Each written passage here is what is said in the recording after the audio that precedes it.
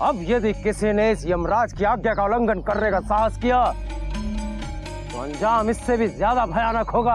अब तो युवराज इंद्रजीत की सौगात है। भागिए, भागिए राजकुमारी जी। हम यहाँ के गुप्तचरों से पता करवाते हैं कि राजकुमारी और वह यार इस वक्त कहाँ हो सकते हैं।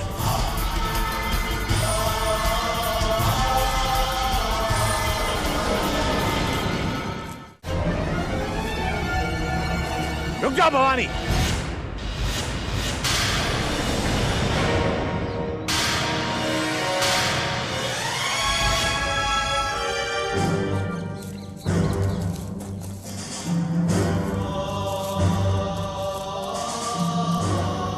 अब तुम चारों तरफ से सैनिकों से घिर चुके हो भवानी।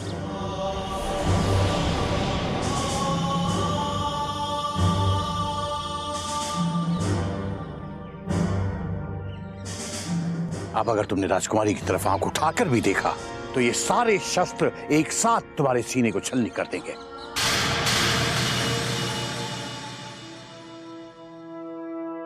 तुमने कभी ख्वाब में भी नहीं सोचा होगा कि तुम्हें एक दिन ये दिन भी देखना पड़ेगा। अब तुम्हें उसी कारागृह में बंदी बनाया जाएगा जिसमें तुमने अनगिनत निर्दोष लोगों को बंदी बना रखा है। आइए राजकुमारी।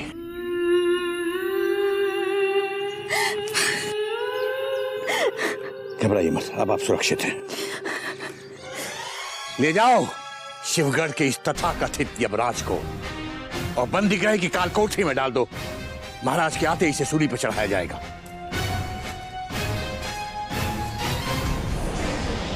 भाग्य बहुत प्रबल है आपका पंडित जी, जो हमारी तलवार आपका रक्त बहाने से चूक गई। यदि महाराज शिवदत्त के पश्चात हमारे मन में आपके लिए सम्मान ना होता तो आपकी चिता को अग्नि भी हमें ही देनी पड़ती, जो अब हम महाराज शिवदत्त के लौट कर आने के पश्चात देंगे।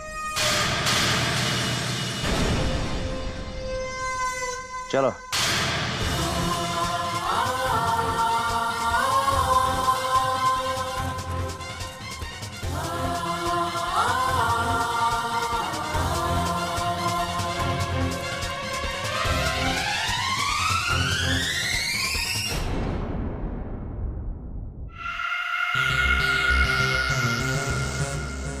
माताश्री, हाँ?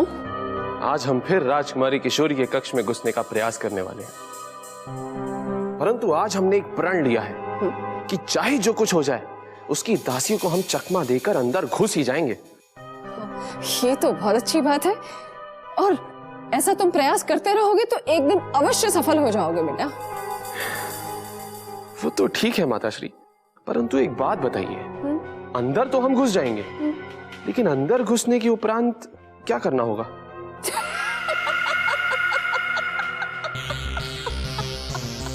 अरे हम इतनी बड़ी दुविधा में पड़े हैं और आप हंस रही हैं। हम तुम्हारी बात पर नहीं हंस रहे बेटा, हम तो तुम्हारे पिताश्री की बात को याद करके हंस रहे हैं। तुम्हारे पिताश्री भी बहुत समय तक हमारे पास आने में तो कामयाब हो जाते थे, परंतु उसके उपरांत न उनसे कुछ कहते बनता था न कुछ करते बनता था। फिर क्या, बस हमने उनके भोलेपन को देखकर हमने उनसे विवाह कर लिया। परंतु हम अपने पिताश्री की तरह सालों साल इंतजार नहीं कर सकते माताश्री। अरे अरे अरे अरे मेरे नादान बेटे, तुम्हें इतना लंबा इंतजार करने की आवश्यकता नहीं है। तुम तुरंत जाओ और उसे प्यार से अपने मन की बात कह दो। तो क्या हम सीधे जाके ये कह दें कि हम शिवगढ़ का सिंहासन हथियाना चाहते हैं? हे भगवान! अरे आप ही ने तो कहा था कि दिल की बात कह दो। अरे तुम ये जाकर कहोगे तो तुम एक दिन हमें इस तरह से महल से धक्के देकर निकलवाओगे। परंतु हम कह तो वही रहे हैं जो आपने हमें कहने के लिए कहा है। अरे तुम ये मूर्खता की बातें छोड़ो और हमारी बात ध्यान से सुनो। ये बात कभी किसी को गलती से भी मत कहना कि तुम यहाँ पे शिवगढ़ का सिंहासन हथियाने आए हो, बल्कि चुपचाप जाकर किशोरी के साथ मीठी मीठी प्यार की बातें करना। हमें कोई प्यार व्यार नहीं करना आता माताश्री।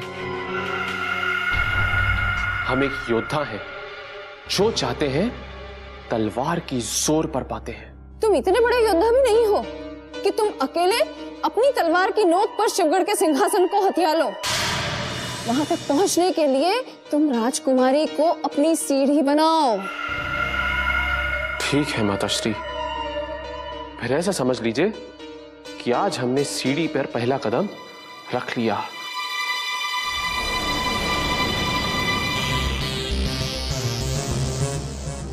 हे भगवान, मेरे सुपुत्र को उसका प्यार दे दे।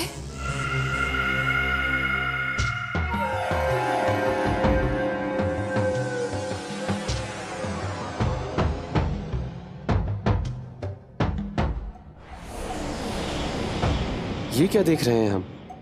कौन है वो सुंदरी जो महल में इस तरह मटकते हुए किसी नागिन की तरह चली आ रही है? तो आज शकुंतला देवी का सुपुत्र आंखों के सामने आ ही गया। सुना है ये राजकुमारी किशोरी से विवाह करने आया है यहाँ। अब देखते हैं इसमें शिवगढ़ का राजा बनने के कितने गुण हैं।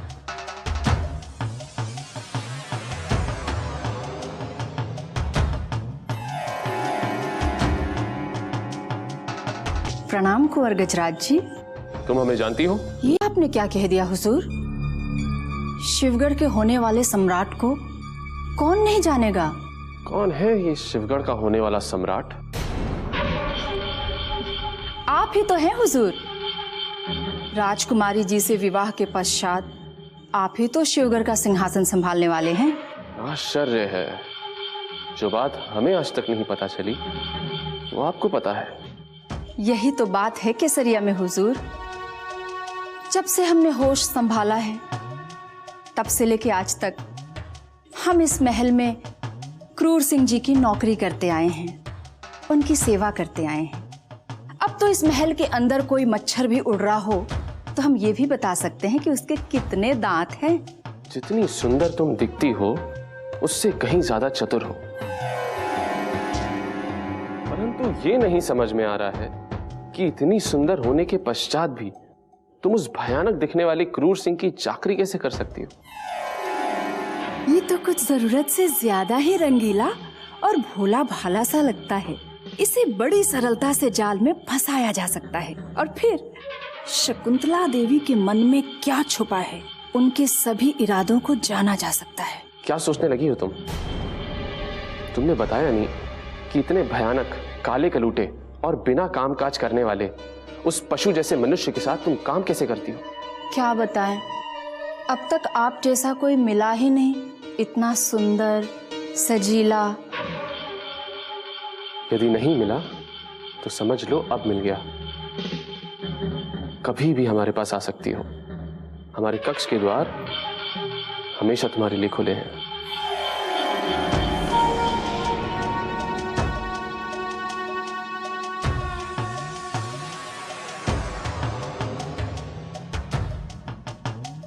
इसका विवाह राजकुमारी से हो या ना हो, परंतु ये अपनी माता श्री की लुटिया अवश्य डुबोएगा।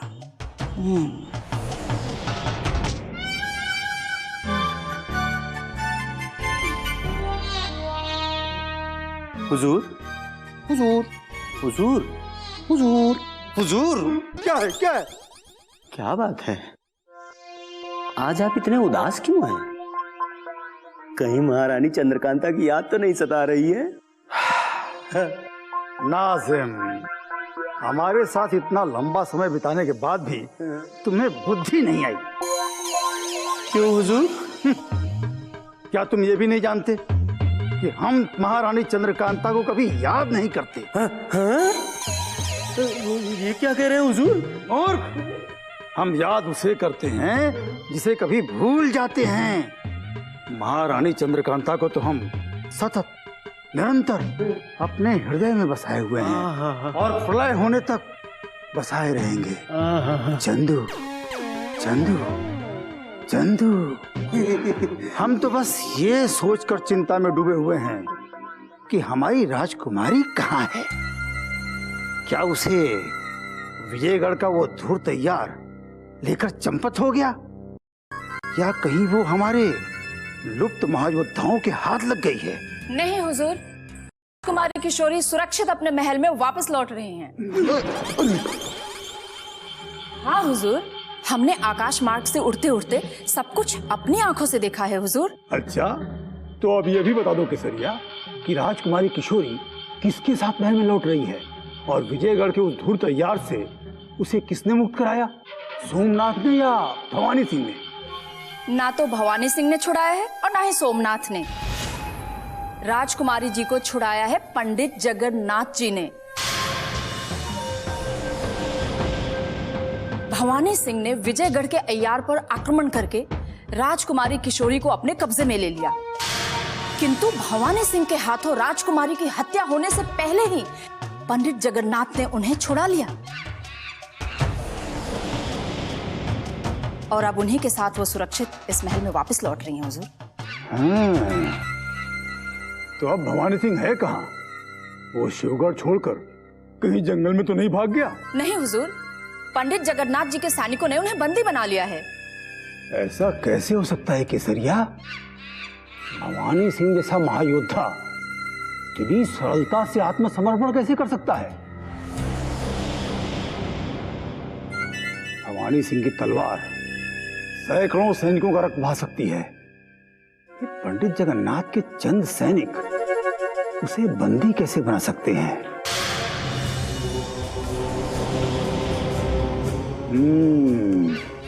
अवश्य ही इसके पीछे भवानी सिंह की कोई गहरी चाल है। भवानी सिंह के इरादों को तो कोई नहीं समझ सकता हुजूर, सिवाय भवानी सिंह के। परंतु ये सत्य है कि पंडित जगन्नाथ जी के सैनिकों ने उन्हें बंदी बना लिया है, और वो उन्हें बहुत जल्द कारागार में लेकर जाने वाले हैं।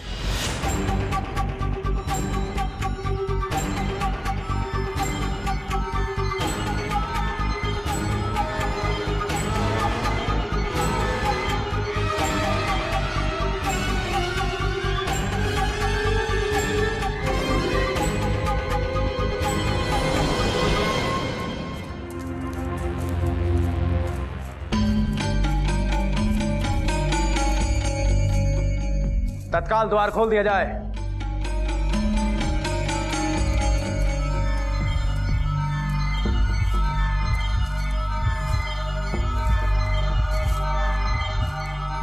अब हम कुछ समय यहीं विश्राम करेंगे, और यह मत समझ लेना तुम लोग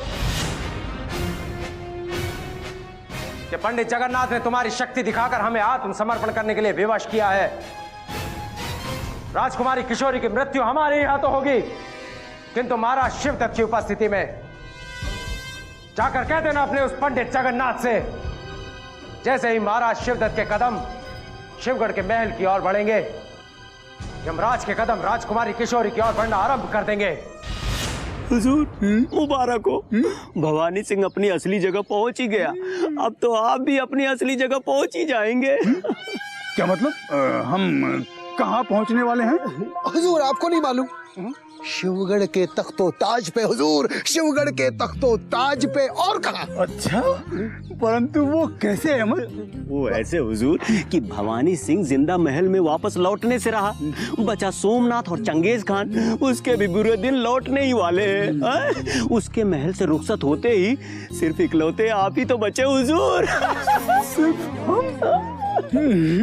हाँ वो तो है, परंतु पंडित जगन्नाथ का क्या करेंगे? उसे महल से विदा कैसे करेंगे? हुजूर, उन्हें अब विदा करने की क्या जरूरत है? आप देख नहीं रहे, उनके पाँव तो पहले से ही कब्र में लटके हुए हैं। हाँ हुजूर, और अब तो वो बिना बताए ही इस दुनिया से रुखसत होने वाले हैं। अब आप आगे की सोचिए, महाराज बनने की सोचिए हुजूर।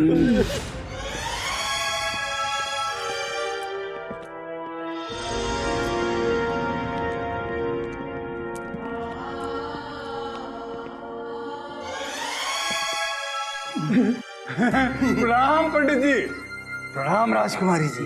ये तो बहुत अच्छा हुआ राजकुमारी जी कि समय पर पंडित जी आ गए और विजयगढ़ के अय्यार के हाथों से आपको छुड़ाकर यहाँ ले आए।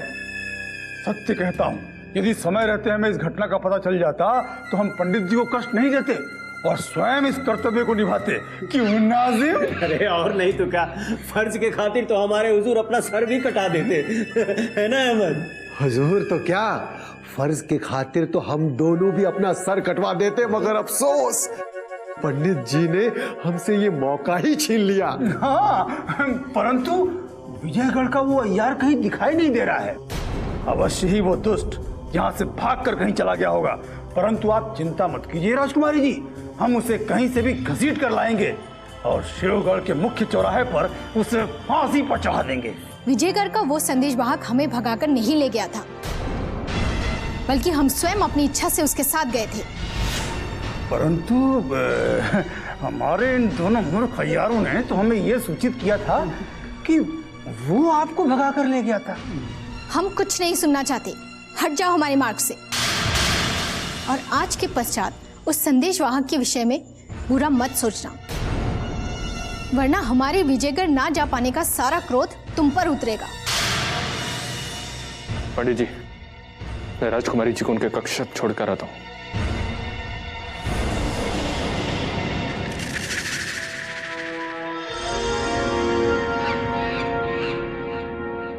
क्रूर सिंह, पता नहीं तुम किस जन्म में सुधरोगे। तुम्हें अपमानित होने की लगता है ऐसी लत पड़ चुकी है कि अब वो तुम्हारी मौत के बाद ही छूटेगी। हुजूर की मौत? हाँ, ये मूर्खों के सम्राट तुम्हारे हुजूर, अगर ये इसी तरह से ढोंग करते रहे तो इनका भी वही हश्र होगा जो भवानी सिंह का हुआ है। याद रखना क्रूर सिंह, अगर तुम अपनी हरकतों से बाज नहीं आए या इसी तरह से महल का अनुशासन तोड़ते रहे तो तुम और तुम्हारे ये मूर्ख यार सबके सब कारागार की उसी काल कोठरी में डाल दिए जाओगे जहां भवानी सिंह अपनी मौत का इंतजार कर रहा है।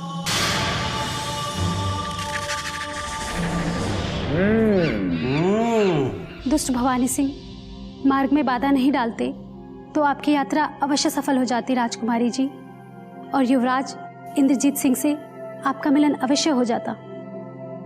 पता नहीं हमने किस जन्म में क्या पाप किया है जो इस जन्म में हमें दुख सहना पड़ रहा है। हमें कोई खुश नहीं देखना चाहता। हम नहीं जीना चाहते संध्या, हम नहीं जीना चाहते। राजकुमारी बेटा, ये आप क्या कह रही हैं? ये आपको शोभा नहीं देता बेटा। अपने आप को इतना अकेला और असहाय क्यों महसूस कर रही हैं आप? हम तो आपके साथ हैं ना। इस संसार में केवल आप ही हैं जो हमारी पीड़ा, हमारा दुख समझते हैं, वरना सब हमारी आंखों में आंसू देखना चाहते हैं। तुम्हें किसी की परवाह नहीं करनी चाहिए बेटा, और तुम्हारा ऐसे महल छोड़कर यहां से भाग जाना भी गलत था। अगर समय पर हम नहीं पहुंचते तो दुष्ट भवानी सिंह ने तुम्हारी हत्या कर दी होती। तो क्या करते हम? सब हमारे युवराज इंद्रजीत से दूर करना चाहते हैं, और अब हम उनके बिना जीवित नहीं रह सकते। बेटा, हम जानते हैं कि आपका प्यार सच्चा है, किंतु हम ये भी जानते हैं कि हर सच्चे प्यार को हमेशा अग्नि परीक्षा से गुजरना पड़ता है। बेटा, यदि आप युवराज इंद्रजीत सिंह को पाना चाहते हैं तो फिर आपको सुलगते अंगारों से तो गुजरना ही होगा, क्योंकि वो आपके शत्रु का बेटा है। सुलगते अंगारों पर चलते चलते अब हमारे पांव जलने लगे हैं पंडित जी। हमारे भाग्य में किसी का प्यार है ही नहीं। ना हमें मां का प्यार मिला और ना पिता का। बस युवराज इंद्रजीत से मिलने के पश्चात इसका कुछ एहसास होने लगा था, परंतु शत्रु हमसे वो एहसास भी छीन लेना चाहते हैं। समय स्वयं सब कुछ ठीक कर देगा राजकुमारी, किंतु आप दोबारा उस भूल को दोहराने का प्रयत्न मत कीजिए जो भूल आप कर चुके हैं।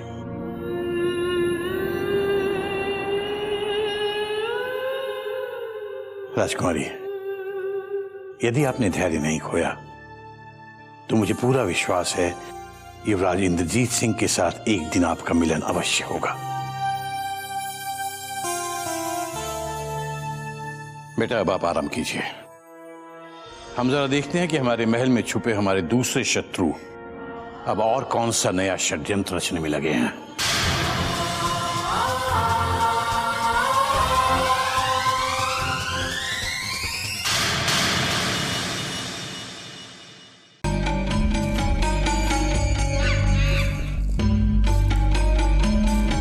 प्रणाम भवानी सिंह जी।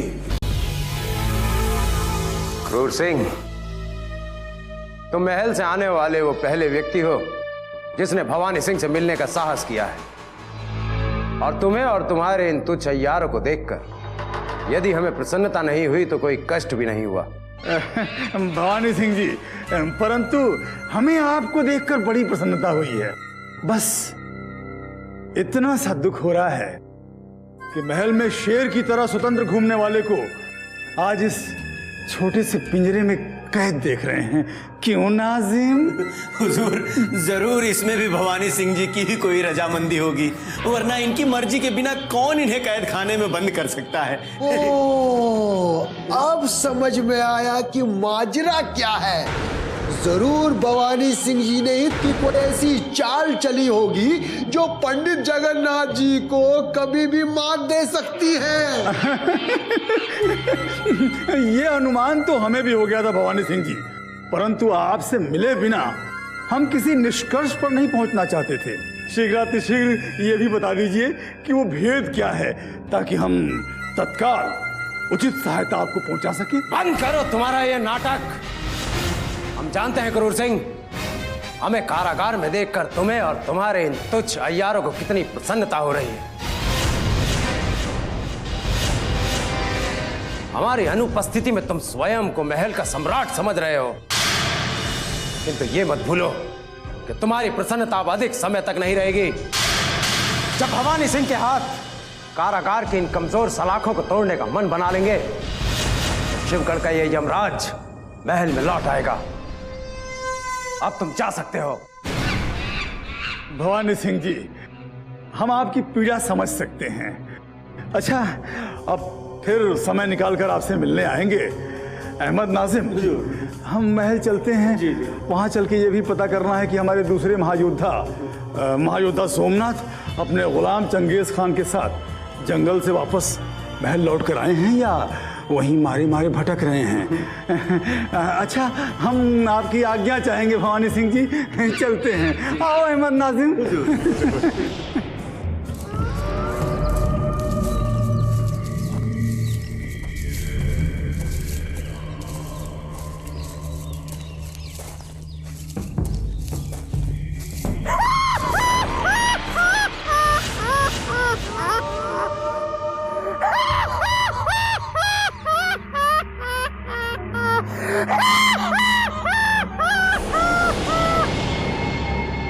चंगेज, कौन है ये? इसे पहले भी कहीं देखा है। आपने सही कहा मेरे आका, ये सूरज सिंह है जो अपने बीवी बच्चों के कत्ल के बाद महल से अचानक गायब हो गया था। मैं गायब नहीं हुआ था, मैं तो शिवदत्त से बदला लेने के लिए इन जंगलों में भटकते भटकते सेना जमा कर रहा था।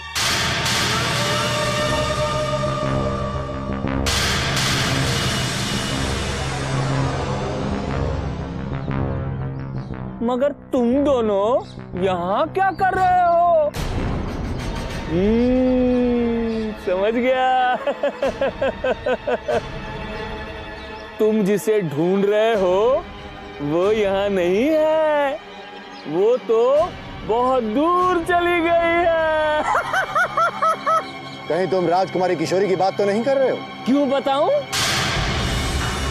पहले मुझे वचन दो कि मेरी सेना में तुम भी अपने इस खूनी गुलाम के साथ शामिल हो जाओगे।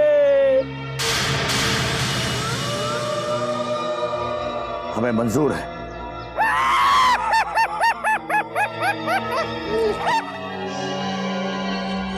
पंडित जगन्नाथ ने भवानी सिंह को पकड़कर बंदी बना लिया है।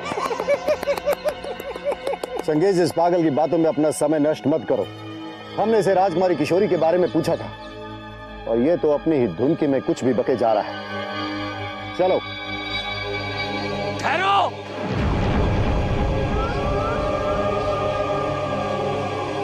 राजकुमारी किशोरी का पता जानने से पहले मैं जो बता रहा हूं उसे नहीं जानोगे। मैं तुम्हें पागल दिखाई दे रहा हूं तो जाओ। मैं तुम्हें यह भी नहीं बताऊंगा कि यहाँ एक शव भी पड़ा हुआ है। कहीं ऐसा तो नहीं मेरे आका कि भवानी सिंह ने शहजादी आलिया का कत्ल कर दिया हो? नहीं चंगेज, नहीं। यदि ये सत्य हुआ तो महल में कदम रखने से पहले हम भवानी सिंह का सर उसके धड़ से अलग कर देंगे। शीघ्र बताओ सूरज सिंह, कहां देखा है तुमने वो शव? उन झाड़ियों में। आओ आओ आओ आओ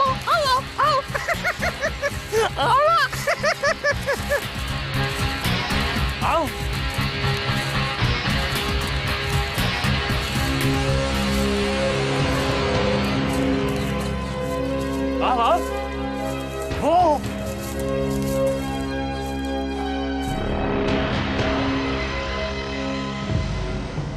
मेरे आका, ये तो जयवीर सिंह है जो भवानी सिंह के साथ शहजादी आलिया को ढूंढने निकला था। जयवीर सिंह, परंतु इसकी हत्या लगता है विजयगढ़ के उस तुच्छ यार ने इसकी हत्या की है। नहीं नहीं, इसे भवानी सिंह ने मारा है और इसे मारने के बाद वो राजकुमारी किशोरी को भी मारना चाहता था, परंतु अचानक पंडित जगन्नाथ ने आके उसे बचा लिया और हत्यारे भवानी सिंह का खेल खत्म।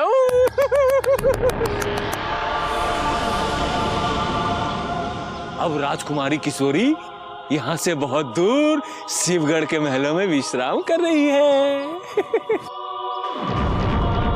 जाओ तुम लोग, मुझे इस अभागे का अंतिम संस्कार करना है। जाओ।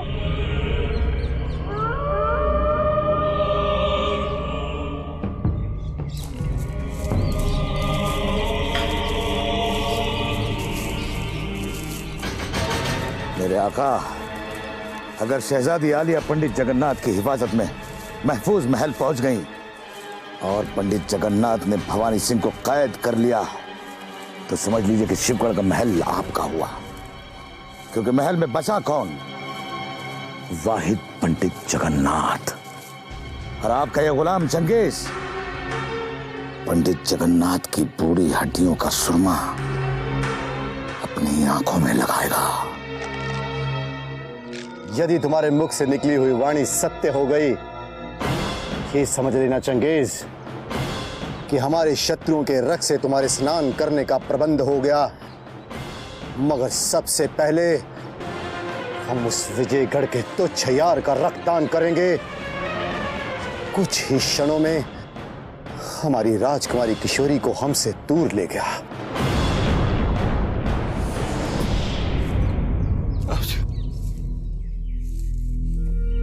राजकुमारी जी, मुझे क्षमा कर दीजिए राजकुमारी जी। मैं आपकी रक्षा नहीं कर सका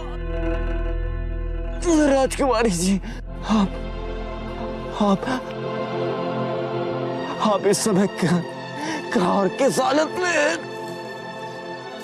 राजकुमारी जी?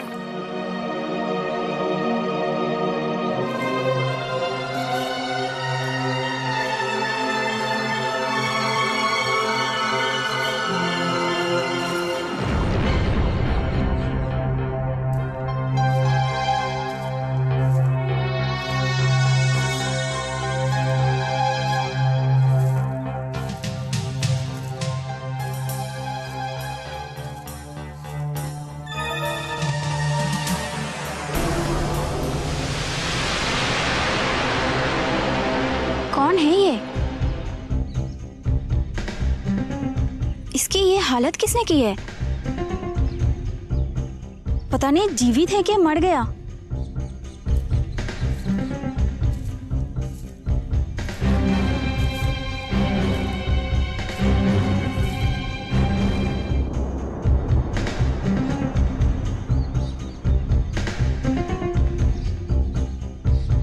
सांस तो चल रही है, लगता है मूर्छित है।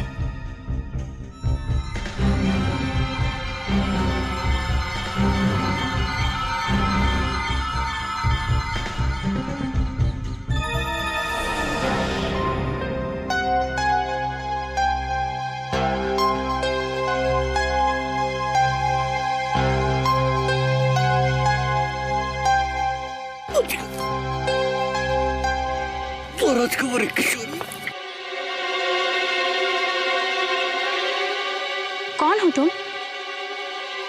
तुम्हें ऐसे घायल किसने किया है? राजकुमारी किशोरी कहाँ है? मैं युवराज को क्या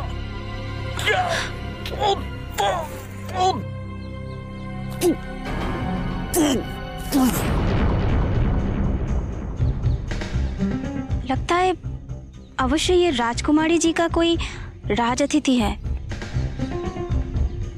मुझे इसकी मदद करनी चाहिए, किंतु ये किस युवराज की बात कर रहा था?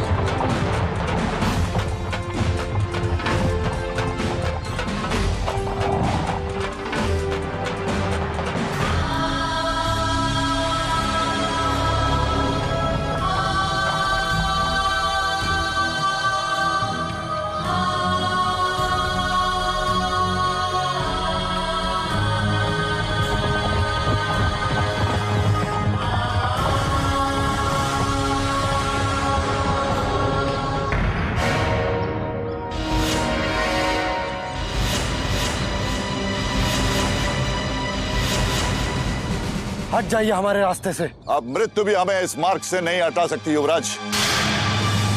आप तुरंत इस मार्ग से लौटकर विजयगढ़ की ओर प्रस्थान कर जाइए। हम विजयगढ़ की ओर तभी प्रस्थान करेंगे जब हमारा स्वामी भक्त तारा सिंह और राजकुमारी किशोरी हमारे साथ होंगे। आपकी ये कामना भी अवश्य पूर्ण होगी युवराज, परंतु ये कार्य चुनारगढ़ के महायोद्धाओं के सहयोग से ही होगा। हम आपको इस तरह अकेले शिवगढ़ की ओर जाने नहीं देंगे। और हम शिवगढ़ अकेले ही जाएंगे, ये हमने प्रण कर लिया है। तो हम भी आपके प्रण को कभी पूर्ण नहीं होने देंगे। ये हमारा भी प्रण, क्योंकि आपकी रक्षा का वचन हमने आपके पिता श्री महाराज वीरेंद्र सिंह को दिया हुआ है। और हम भी आपका ये वचन कभी पूरा नहीं होने देंगे। हट जाइए हमारे रास्ते से, अन्यथा चुनारगढ़ के युवराज की तलवार नारगढ़ के ही महायोद्धा का शीश काटकर उसका धड़ से अलग कर देगी। युवराज,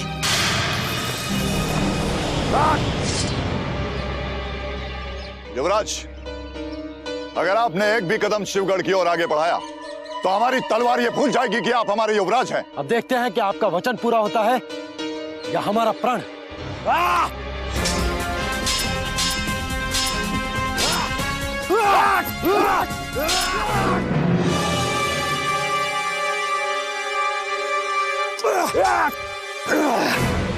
युवराज, हम आपको मारना नहीं चाहते, हमारी बात अभी भी मान जाइए। हमारे साथ वापस विजयगढ़ चलिए। हम विजयगढ़ नहीं जाएंगे।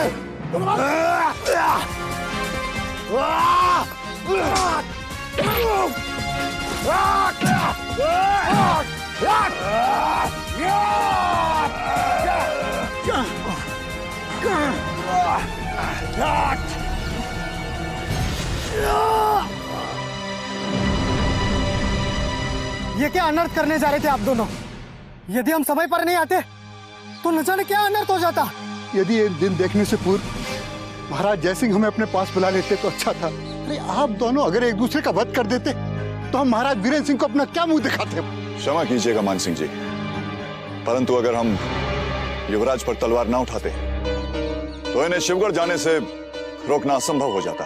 अब लौट चलिए भैया, देखिए आपकी वजह से सब लोग कितने परेशान और दुखी है, और संग्राम सिंह जी आपको खोजने के लिए न जाने कहां भटक रहे हैं। लौट चलिए, अब अपनी जिद छोड़ दीजिए भैया। नहीं, हम शिवगढ़ जाएंगे, हमें वहां जाने से कोई नहीं रोक सकता। तो जाइए युवराज,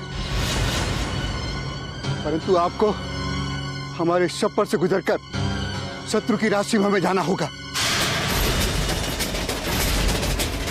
क्या करने जा रहे हैं आप? वही जो एक बूढ़ा व्यक्ति विवश होकर करता है। यदि आप वापस नहीं लौटे युवराज, तो आप भी हमें अपने नाना श्री की तरह जीवित नहीं पाएंगे।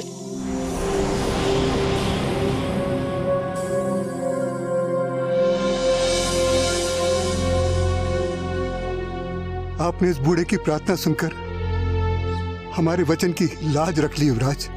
हम आपको वचन देते कि हम विजयगढ़ पहुंचकर आपके शिवगढ़ जाने की कोई योजना बनाएंगे, जिससे आपकी समस्त कामनाएं पूर्ण हो।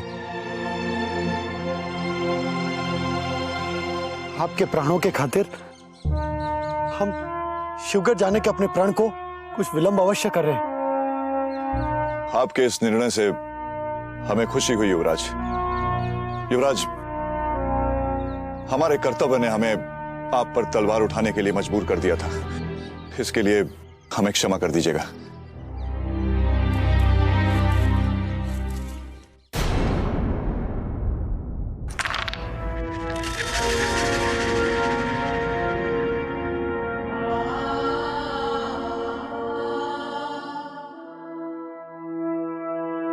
मृत्यु योग।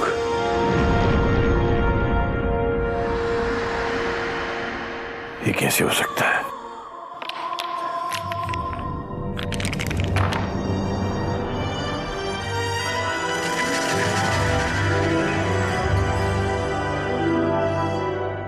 फिर वही मृत्यु योग, यानी मृत्यु ने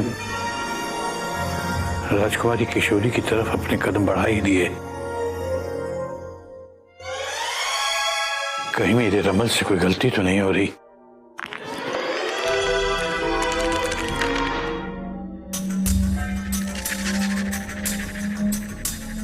मैंने पंडित जी को आज से पहले इतना फिक्रमंद कभी नहीं देखा। जरूर कोई अनहोनी होने वाली है।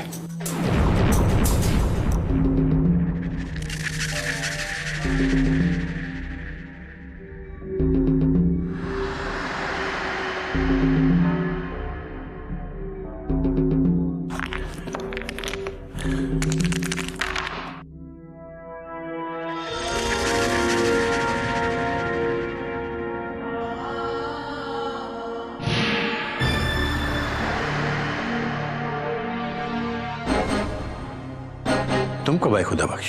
मुझे आए देर तो बहुत हो गई पंडित जी, लेकिन आप रमल खेलने में मसरूफ थे, इसलिए मैंने खलल डालना ठीक नहीं समझा।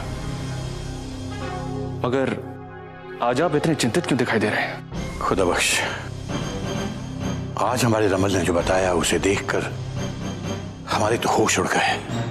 खुदा बख्श, तुम्हें तुरंत अपना सारा ध्यान राजकुमारी किशोरी और उसके कक्ष पर केंद्रित करना होगा, क्योंकि कभी भी कोई भी हादसा पेश आ सकता है। आप फिक्र मत कीजिए पंडित जी, मेरी निगाहें और मेरे जासूसों की निगाहें हर दम राजकुमारी किशोरी पर ही टिकी है। अब वो पहले की तरह बिन बताए महल से कहीं भाग कर नहीं जा सकते। ठीक है, फिर भी हम चाहते हैं कि तुम अपनी किसी खास अय्यार को राजकुमारी की देखरेख के लिए छोड़ दो, जो दिन रात उस पर नजर रखेगी। राजकुमारी किशोरी को एक क्षण के लिए भी अकेला नहीं छोड़ा जा सकता, क्योंकि क्या बात है पंडित जी, आप रुक क्यों गए? कहीं ऐसा तो नहीं कि राजकुमारी साहिबा की जान को कोई खतरा है? कुछ ऐसा ही समझ लो, क्योंकि हमारे रमल के मुताबिक यदि राजकुमारी युवराज इंद्रजीत से मिलने में कामयाब नहीं हो पाई तो हो सकता है कि कुंठित होकर वो आत्महत्या कर ले। खुदा बख्श, राजकुमारी ने यदि महाराज की अनुपस्थिति में अपने आप को खुश कर लिया तो हम जिंदगी में कभी अपने आप को माफ नहीं कर पाएंगे। उनको एक क्षण के लिए भी अकेला नहीं छोड़ना।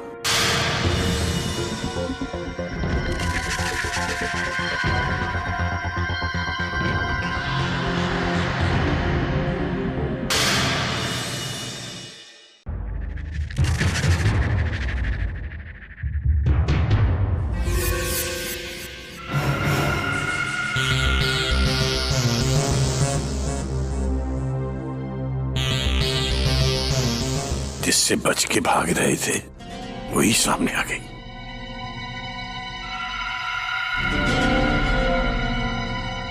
पंडित जी, आपकी उम्र बहुत लंबी है। जैसे ही हमें पता चला कि आप आ गए हैं तो हम खुशी के मारे आपके ही कक्ष में आ रहे थे, और आप हैं कि हमारे सामने ही प्रकट हो गए। बताइए ना, इतने दिन कहाँ चले गए थे आप? मैं क्या बात है पंडित जी, आप इतने परेशान लग रहे हैं। हमें बताइए ना, क्या कारण है? आपका ये मुरझाया हुआ चेहरा, क्या बात है? मुझे बताइए ना। हम आपके चेहरे पर मुस्कुराहट लाने की कोशिश करेंगे। लेकिन शकुंतला देवी, मुस्कुराहट लाने की बात तो तब हो ना जब मैं किसी बात को लेकर दुखी हूँ। शकुंतला देवी, मैं बिल्कुल ठीक हूँ। आप बताएं। अरे क्या पंडित जी, आप देवी देवी कर रहे हैं। आप हमें शक्कू कहिए ना, तो हमें कितना अच्छा लगेगा। पंडित जी, आप हमें देखते ही किस विचार में पड़ जाते हैं?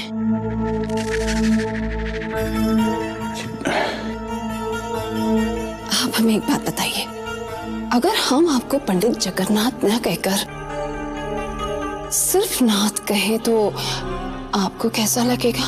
शकुंतला देवी, ऐसा है कि महारानी कलावती की बहन होने के नाते हम आपको बहुत ही आदर की दृष्टि से देखते हैं, और आपसे भी यही उम्मीद करते हैं कि आप भी हमें उसी सम्मान और आदर से देखें। हम सबके लिए बेहतर होगा। अब मुझे आज्ञा दीजिए। अरे कहाँ जा रहे हैं पंडित जी? पंडित जी, आप हमारे साथ हमारे कक्ष में चलिए ना। वहां कोई नहीं है, हम एकांत में बैठकर बहुत सारी बात करेंगे। शकुंतला देवी, हमें जाने दीजिए, हमें बहुत काम है। अच्छा ठीक है, आप हमसे वादा कीजिए कि जैसे ही आपको समय मिलेगा आप हमारे कक्ष में पधारेंगे, तभी हम आपका हाथ छोड़ेंगे। हमारा हाथ छोड़िए शकुंतला देवी। वादा कीजिए पहले। अच्छा ठीक है, अब तो हाथ छोड़िए हमारा।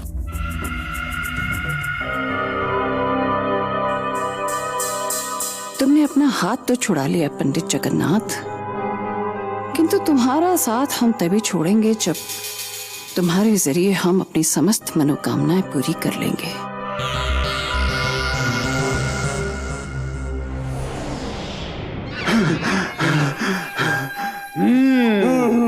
वाह, तो पंडित जगन्नाथ भी अब आंख मिचौली खेलने लगे हैं। क्यों अहमद नाजिर?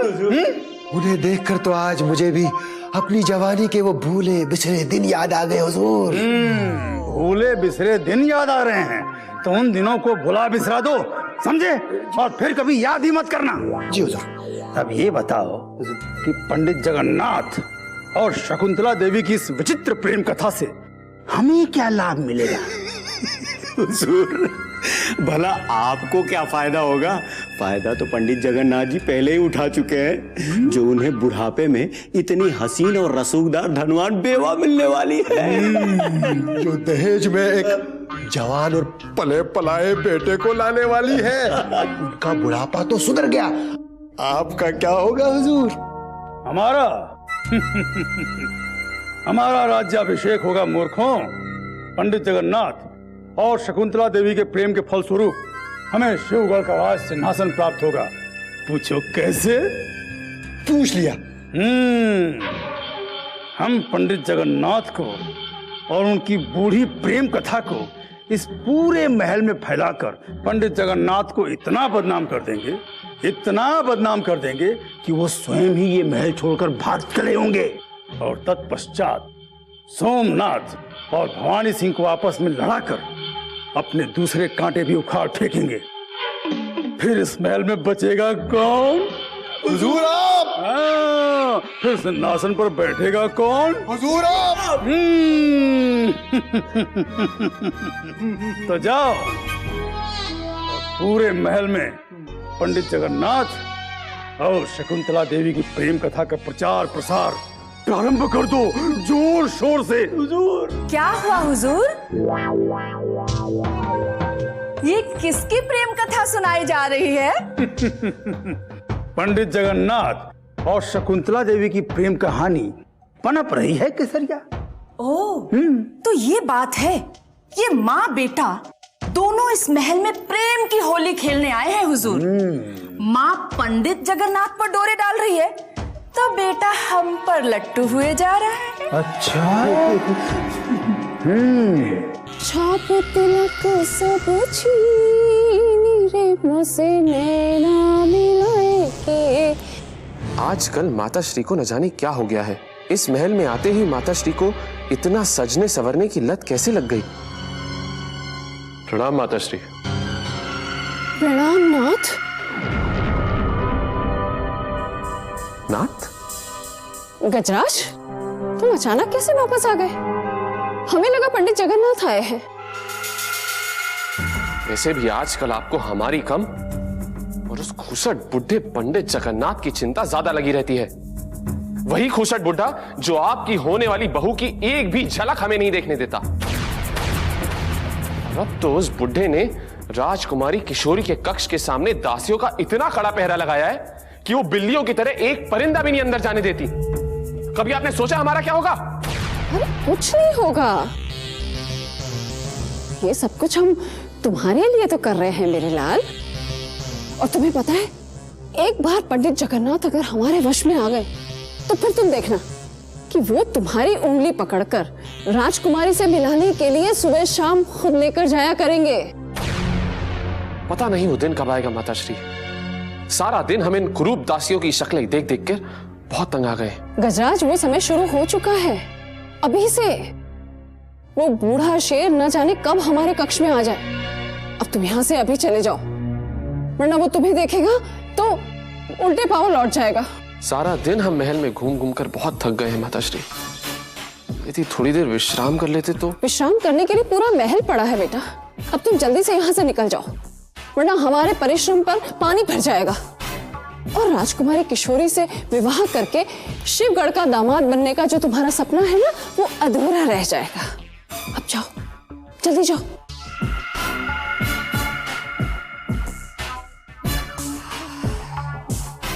मूर्ख बिल्कुल अपने पिताश्री पर गया है। अभी भी इतना भोलापन है कि सब चीज सिखानी पड़ती है।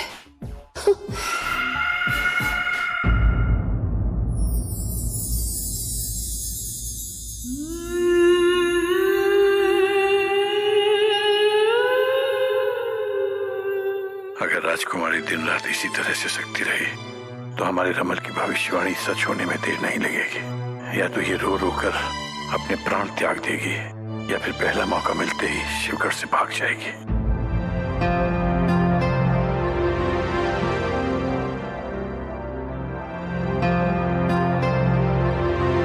ऐसे उदास क्यों बैठी हो बेटा?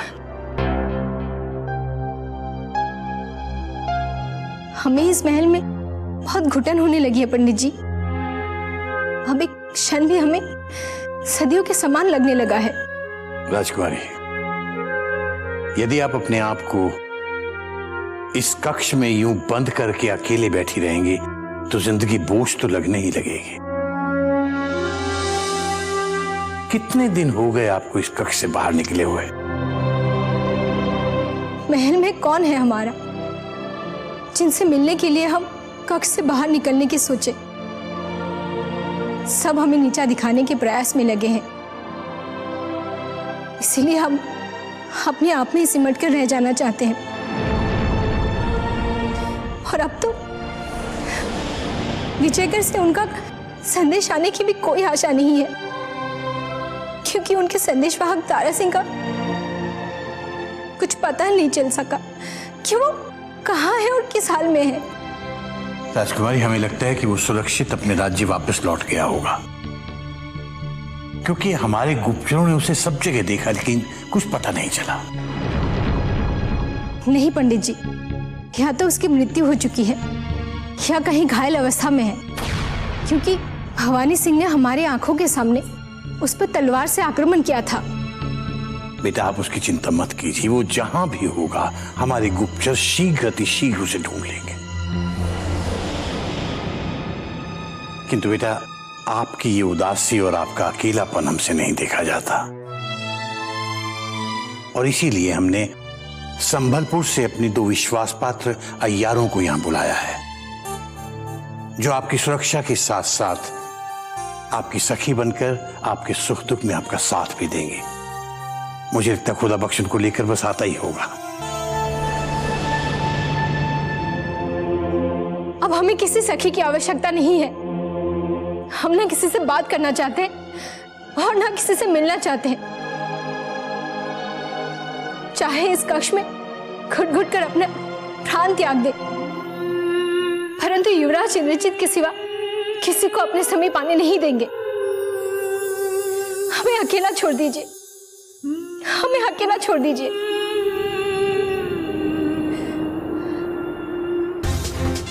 अगर राजकुमारी को कुछ हो गया तो महल में छुपा हुआ एक भी शत्रु जीवित नहीं बचेगा।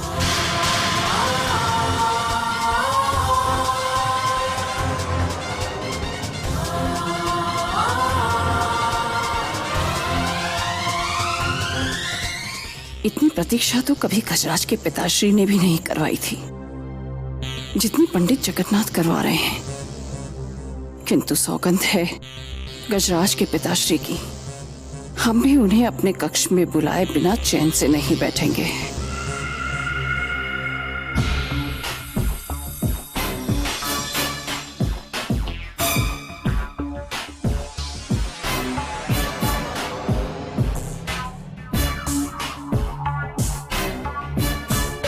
प्रणाम शकुंतला जी।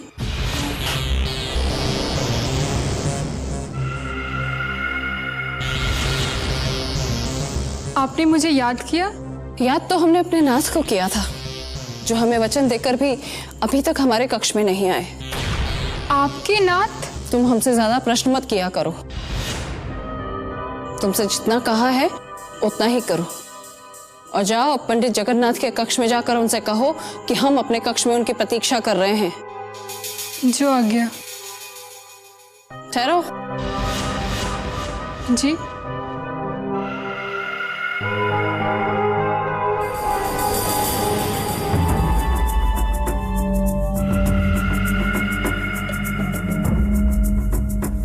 जैसे ही पंडित जगन्नाथ हमारे कक्ष के भीतर आ जाएं, तुम बाहर खड़े रहकर पहरा देना,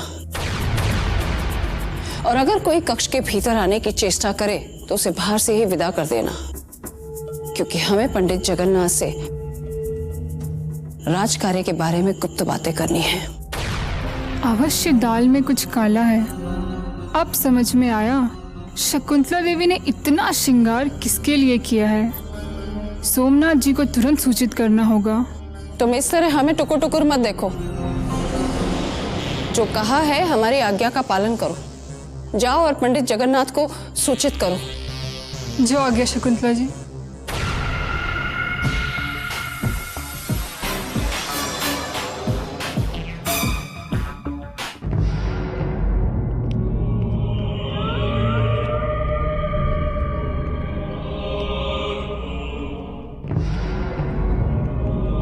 आप कहाँ चले गए थे हुजूर? आपके अनुपस्थिति में यहाँ कितना बड़ा उलटफेर हो गया है। क्या कहना चाहती हो तुम? यही कि भवानी सिंह को कारागार में बंद करने के बाद अब पंडित जगन्नाथ आप दोनों को ढूंढ रहे हैं। कारण क्या है? ये तो मैं नहीं जानती, लेकिन राजकुमारी किशोरी को भवानी सिंह से बचाने के पश्चात पंडित जगन्नाथ ने महल की और राजकुमारी किशोरी की सुरक्षा बहुत कड़ी कर दी है। किंतु राजकुमारी किशोरी को वो महल में लाने के बाद यही जानने का प्रयास कर रहे हैं कि आखिर महल से कौन कौन से महायोद्धा गायब हैं। तो क्या पंडित जगन्नाथ को मेरे आका पर शक हो गया है कि मेरे आका शहजादी आलिया की तलाश के साथ साथ भवानी सिंह और विजयगढ़ के अय्यार का खात्मा करने के लिए महल से बाहर गए? नहीं, मुझे अभी तक ऐसी कोई सूचना नहीं मिली है। तो फिर हमें मौके का फायदा उठाना चाहिए मेरे आका, और इसी वक्त पंडित जगन्नाथ के पास पहुंच जाना चाहिए और उससे यह कहना चाहिए कि हम शरद की हिफाजत का मुआयना करने के लिए महल से बाहर गए थे, ताकि उसे हम पर शक ना हो। ठीक कह रहे हो चंगेज। भवानी सिंह की अनुपस्थिति में पंडित जगन्नाथ का भरोसा जीतने का यह सुनहरा अवसर हम कभी नहीं खोएंगे। चलो चंगेज, हम इसी समय पंडित जगन्नाथ के कक्ष में चलते हैं। ठहरिए हुजूर। मृणाल ने तुम्हें कितनी बार कहा है, जब किसी अच्छे काम पर जाया करें तो टोकना नहीं चाहिए, वरना बनते हुए काम बिगड़ जाते। क्षमा कीजिए हुजूर, लेकिन अभी मैं शकुंतला देवी का संदेश लेके पंडित जगन्नाथ के पास ही जा रही हूँ। शकुंतला देवी का संदेश पंडित जगन्नाथ के लिए? उसे क्या कार्य हो सकता है? लगता है दोनों के बीच चुपके चुपके कुछ चल रहा है हुजूर। इसीलिए शकुंतला देवी ने पंडित जगन्नाथ को अपने कक्ष में अकेले मिलने के लिए बुलाया है। इसका मतलब मेरे आका कि पंडित जगन्नाथ तो बड़े छुपे रुस्तम निकले। और यदि ये सच हुआ तो ये छोटी सी बात शिवगढ़ के महल में बहुत बड़ा विस्फोट कर देगी, और हम पंडित जगन्नाथ को शर्म से मुंह छुपाकर इस महल से भागने पर विवश कर देंगे। वो कैसे मेरे आका? वो हम कह के नहीं बल्कि करके दिखाएंगे। जाओ मृणालिनी, जाओ। पंडित जगन्नाथ और शकुंतला देवी की इस बुजुर्ग प्रेमकारी की पूरी जानकारी अपनी धूर्त आंखों में समेटकर हमारे पास लाओ।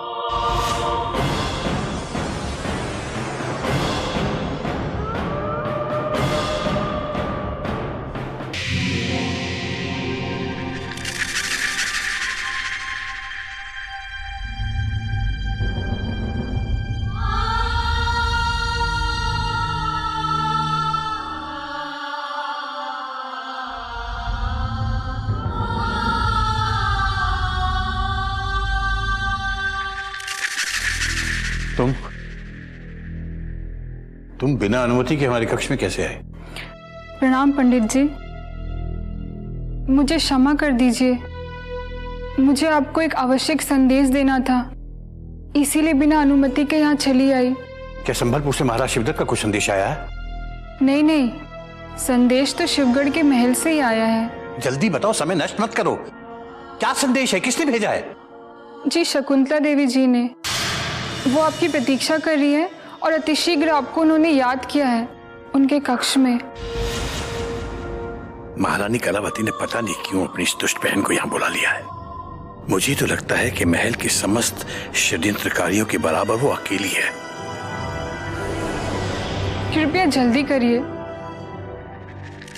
वो आपसे मिलने के लिए व्याकुल हो रही है। ठीक है, तुम जाओ, हम आते हैं। किसी को समय नहीं देने वाले पंडित जी शकुंतला देवी के बुलावे पे तुरंत तैयार हो गए। अब ये साबित हो गया है दोनों के बीच अवश्य कोई खिचड़ी पक रही है।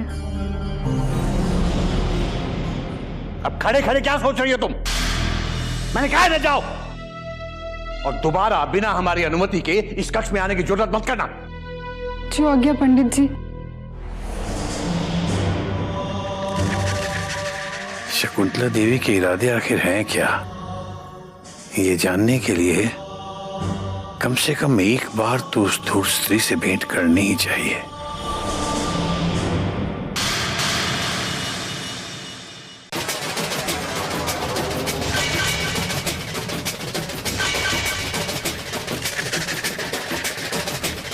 शकुंतला देवी,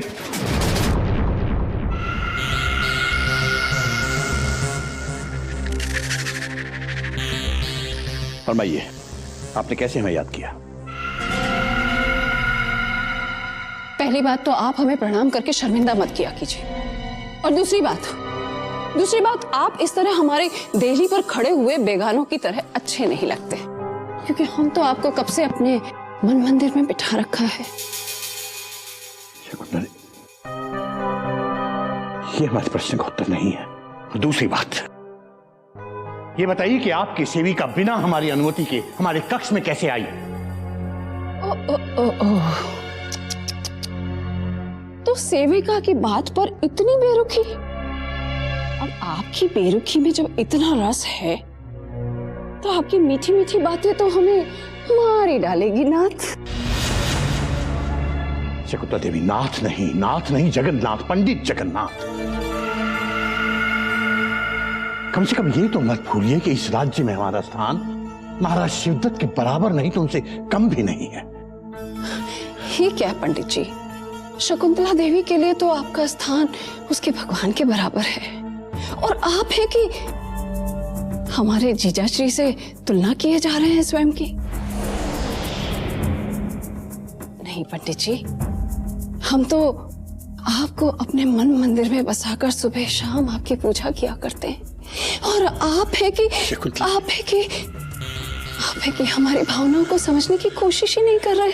शकुंतला देवी, अपनी भावनाओं को बदलिए। हमने आपसे पहले भी कहा था, हमारे मन में आपके लिए बहुत आदर और सम्मान है, और आप भी अपने मन में हमारे लिए वही भाव बना के रखिए। और आइंदा जब आपको सचमुच हमसे कोई कार्य हो तभी हमसे मिलने की चेष्टा कीजिएगा, अन्यथा नहीं। प्रणाम।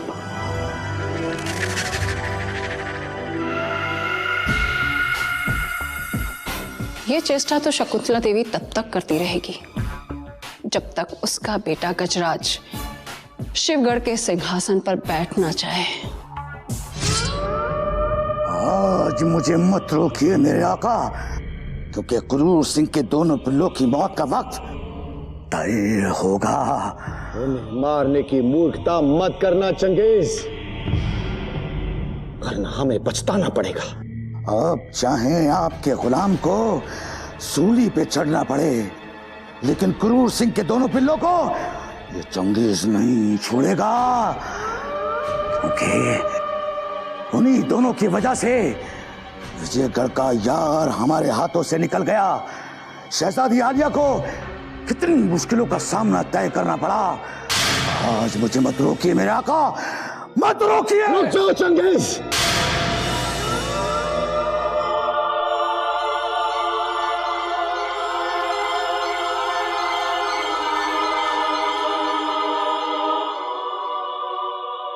वो दोनों भोले भाले बच्चे भवानी सिंह की तरह हमारे दुश्मन नहीं, बल्कि एक तरह से हमारे मित्र हैं चंगेज। नहीं मेरे आका नहीं, मुझे धोखे से बेहोश करने वाले आपके दोस्त नहीं हो सकते।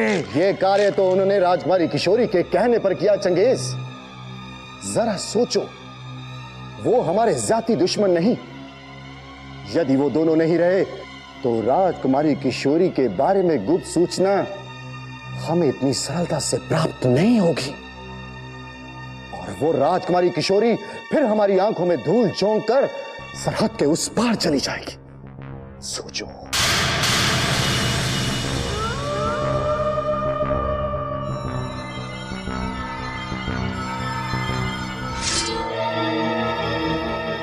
और चंगेज, गुप्तचरों की सूचना के अनुसार विजयगढ़ का वो तुच्छ यार ना तो विजयगढ़ पहुंचा है और ना ही शिवगढ़ में उसकी लाश मिली है।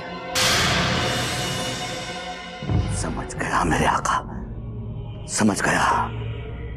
अगर वो जिंदा है तो वो क्रूर के इन दोनों पिल्लों के जरिए शहजादी आलिया से राबता कायम करने की कोशिश करेगा।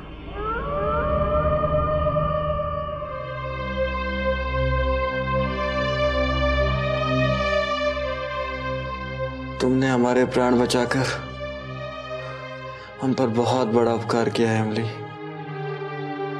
और हमें जानकर बहुत खुशी हुई कि एक बार तुम इसी तरह हमारे युवराज की भी रक्षा कर चुकी हो। तुम धन्य हो। अतिथि की सेवा करना तो सबसे बड़ा पुण्य का काम है। हमें ये जानकर खुशी हुई कि हमारी राजकुमारी और आपके युवराज में सच्चा प्रेम है। दो सच्चे प्रेमियों को मिलाने का उद्देश्य लेकर ही तो मैं अपने राज्य से इतनी दूर यहां तक आया था इमली। यदि भाग्य ने साथ दे दिया होता तो अब तक तो उनका मिलन भी हो गया होता। आप निराश मत होना तारा सिंह जी, क्योंकि सच्चे प्रेम में बाधाएं तो अनेक आती है, किंतु अंत में जीत हमेशा प्रेम की ही होती है। अब तक आप अकेले थे, अभी इमली आपका साथ देगी। किंतु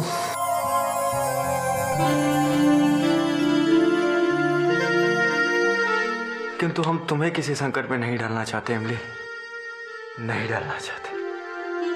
हम तो केवल इतना चाहते हैं कि किसी तरह राजकुमारी किशोरी से हमारी भेंट हो जाए, ताकि ताकि ताकि हम उनका संदेश लेकर वापस अपने राज्य विजयगढ़ लौट सके। भगवान ने चाहा तो आपका ये काम बहुत जल्दी हो जाएगा। अभी आप विश्राम कीजिए तारा सिंह जी। इमली कोई ना कोई युक्ति अवश्य लगाएगी। लेकिन भीम भैया 9 ना 18 ही होते। नहीं, गुरुजी ने कहा है 9 और 9 17 होते हैं। नहीं 18 होते हैं। नहीं 17 होते हैं। नहीं 18 होते हैं। अरे नहीं 17 होते हैं। नहीं, मैंने जो कहा वही सत्य है ना माता श्री? मैं तुम लोगों के सत्य असत्य के बीच में नहीं पढ़ना चाहती। तुम दोनों को पाठशाला छोड़ दूं, फिर घर में बहुत सारा काम पड़ा है, मुझे वो भी निपटाना है। अब चलो जल्दी।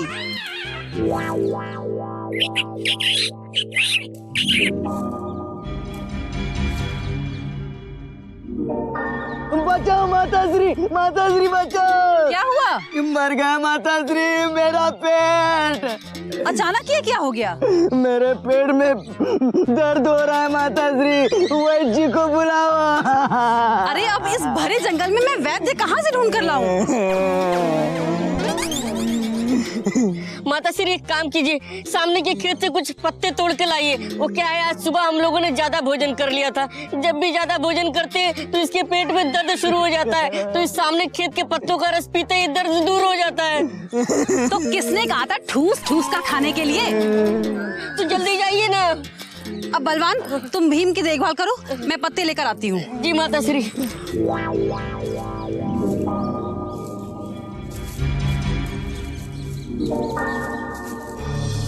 हाँ, जल्दी बताओ इमली क्या बात है? विजयगढ़ का कोई अय्यार घायल हालत में मेरी कुटिया में छुपा हुआ है और वो तुरंत राजकुमारी जी से मिलना चाहता है। क्या तुम दोनों मेरा ये संदेश उन तक पहुंचा सकते हो? अवश्य पहुंचा सकते हैं। वो विजयगढ़ का अय्यार तारा सिंह है, तुम उसका ध्यान रखना।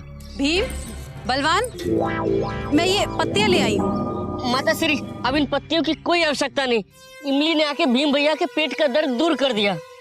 ऐसा क्या कर दिया इस तोतली ने जो तुम्हारा दर्द एकदम ही ठीक हो गया? मेरी माँ कहती थी कि मेरे पिता बहुत बड़े वैद्य थे, उनके छूने से तो शव में भी प्राण आ जाते थे। तो इमली के लिए ये छोटी मोटी पीड़ा दूर करना कौन सी बड़ी बात है मोहिनी जी? चलो।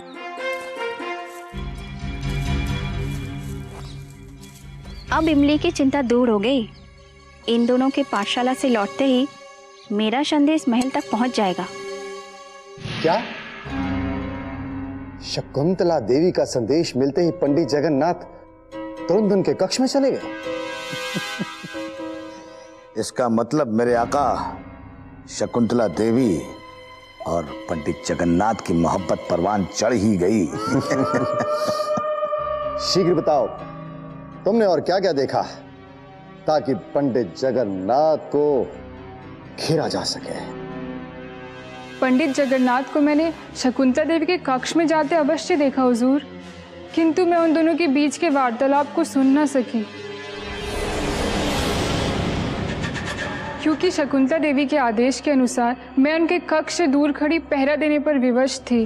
अब पंडित जगन्नाथ और शकुंतला देवी चाहे कितनी भी चालाकी कर लें, लेकिन उनका इश्क छुप नहीं सकता मेरे आका, क्योंकि इश्क और मुश्क छुपाए नहीं छुपते।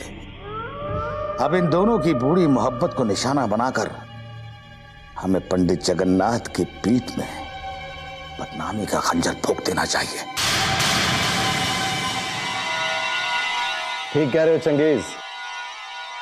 यदि पंडित जगन्नाथ की इज्जत पर हमने अभी से कालक लगा दी तो शर्म से टूटकर वो खुद ही इस महल को छोड़कर भाग जाएगा। लोहा गर्म है मेरे आका, हमें चोट मार देनी चाहिए। कहीं इन दोनों के इश्क की आग अचानक थम गई तो फिर हमें यह मौका दोबारा नहीं मिलेगा। जाओ मृणालिनी, और हमें पल पल की सूचना देती रहो कि पंडित जगन्नाथ और शकुंतला देवी कब और कहां कहां मिलने वाले हैं।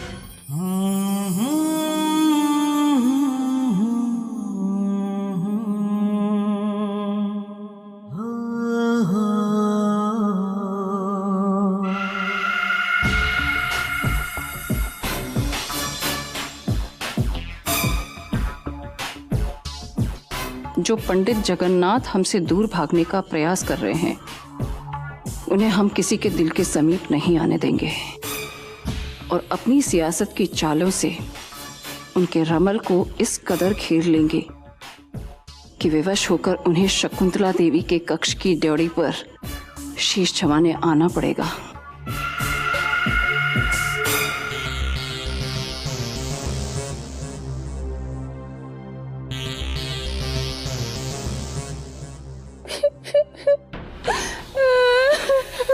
मासी जी,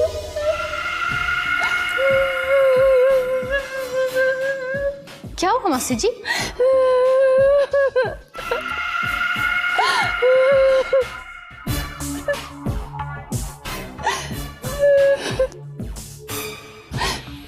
बेटे, आज हमारे दामन पर दाग लगते लगते बच गया।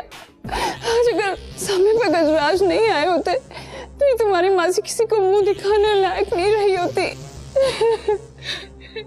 ये क्या कह रही हैं आप? कौन है वो दुष्ट जिसने आपके साथ ये नीचता की है? जगन्नाथ।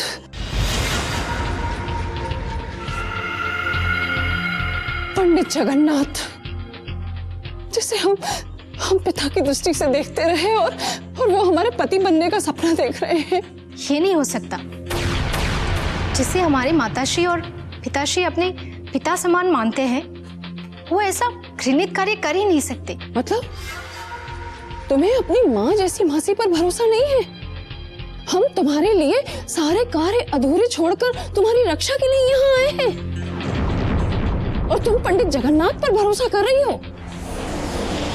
ठीक है, अगर हम तुम्हारे लिए इतने ही पराये हैं तो हम कल ही गजराज को लेकर वापस संबलपुर लौट जाएंगे। हाँ, हम आपको पराया नहीं बल्कि अपनी दूसरी माँ समझते हैं मासी जी।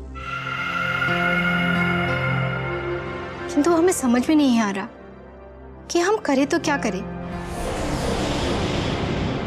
आप महल छोड़कर मत जाइए, हम अभी पंडित जी से बात करके आते हैं। सुनो बेटी,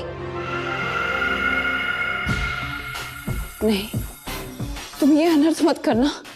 जब तक कलावती और जीजाश्री संबलपुर से लौटकर नहीं आ जाते, उनसे मुझ कुछ मत कहना, वरना महल में भूचाल आ जाएगा। उनकी दृष्टि में जो खोट है उसे हमने पहचान लिया है और तुम बस उससे सतर्क रहना। हम तुम्हें यही समझाने आए हैं बस। जैसी आपकी इच्छा मासी जी। हाँ बेटी, पंडित जगन्नाथ के रूप को देखकर गजराज बहुत घबरा गया है और इसीलिए वो तुम्हारी सुरक्षा करने के लिए हमेशा समीप रहना चाहता है। लेकिन पंडित जगन्नाथ है कि वो इस कक्ष में अपने सिवा किसी को देखना ही नहीं चाहते और हमारे 1000 बार मना करने के बाद भी जब उन्हें मौका मिलता है वो हमारे कक्ष में आने का बहाना ढूंढते रहते हैं।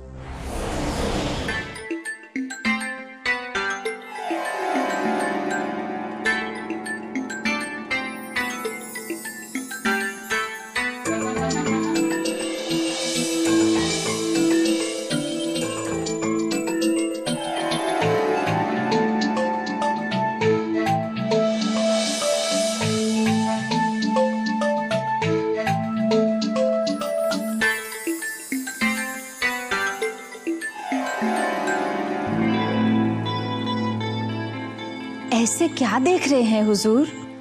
तुम्हारा रूप, तुम्हारा सौंदर्य। जिसने भी तुम्हारा नाम केसरिया रखा है, बहुत सोच समझ के रखा है। तुम्हारा ये मुख बिल्कुल केसर जैसा सुन्नत है और तुम्हारा ये बदन जैसे भगवान ने स्वयं दूध में केसर डालकर तुम्हें अपने हाथों से बनाया है। आप सच कह रहे हैं? क्या हम आपको इतने अच्छे लगते हैं? गज्जू। गज्जू, आपको अच्छा नहीं लगा तो ठीक है, हम आपको आज के बाद गज्जू कह के कभी नहीं पुकारेंगे। नहीं नहीं, ऐसी बात नहीं है। क्या है कि जब तुम हमारा नाम पुकारती हो तो हमारे नाम की शोभा बढ़ जाती है। गज्जू, एक बार फिर से पुकारूं ना? गज्जू गज्जू गज्जू। ये रंगीला अब केसरिया के जाल में फंस चुका है। अब हमें अपने वास्तविक उद्देश्य पर आ जाना चाहिए। क्या बात है, तुमसे प्रेम करते करते तुम कहाँ खो जाती हो?